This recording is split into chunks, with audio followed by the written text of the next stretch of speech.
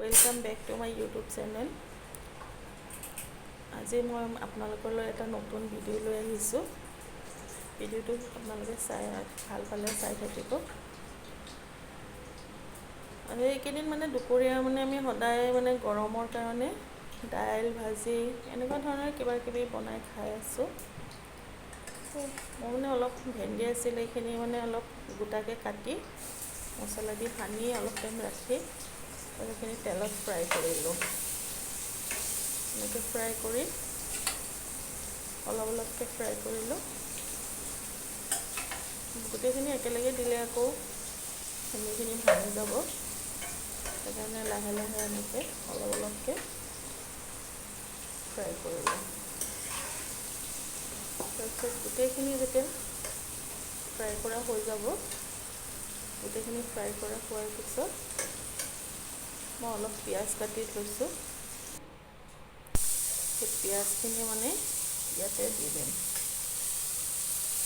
তো ভেন্দিখিনিৰ লগত পিঁয়াজখিনি সমানে ভাজা হৈ যাব।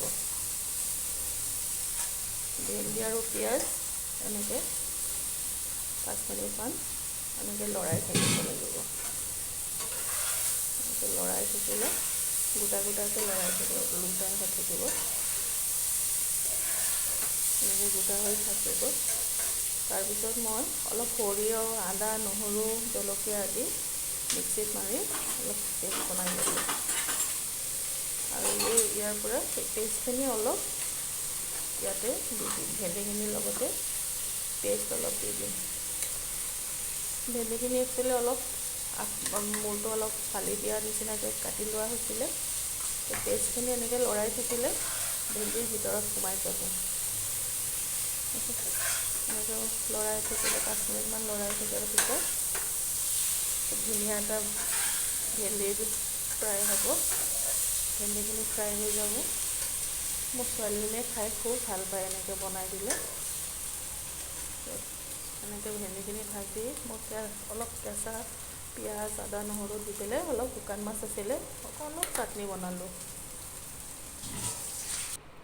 তাৰপিছত অলপ পিঁয়াজ, নহৰু, আদা দি পাঁচফোৰণ অলপ দি পেলাই মই কুকাৰত অলপ দাইল ভিজাই ৰাখিছিলোঁ। সেই দাইলখিনি অলপ পাঁচফোৰণ দি ইয়াতে অলপ টাইম লৰাই দাইলখিনি দি পেলাই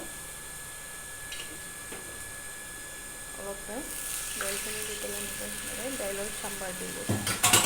দাইলখিনি অলপ পনীয়াকৈ বনালোঁ। আৰু তাৰপিছত মই পনীৰ, বিলাহী, কেপচিকাম দি পেলাই গ্ৰেভি টাইপ অলপ বনালোঁ। এইটো ৰেচিপিটো দিয়া নহ'ল বাৰু। তাৰপিছত মই অলপ মিঠা পায়স বনালোঁ, ফ্ৰিজিঙত ৰাখিলোঁ। তাৰপিছত মোৰ ভিডিঅ'টো চাই যদি আপোনালোকৰ ভাল লাগে তেনে লাইক, শ্বেয়াৰ, কমেণ্ট আৰু ছাবস্ক্ৰাইব কৰি দিব।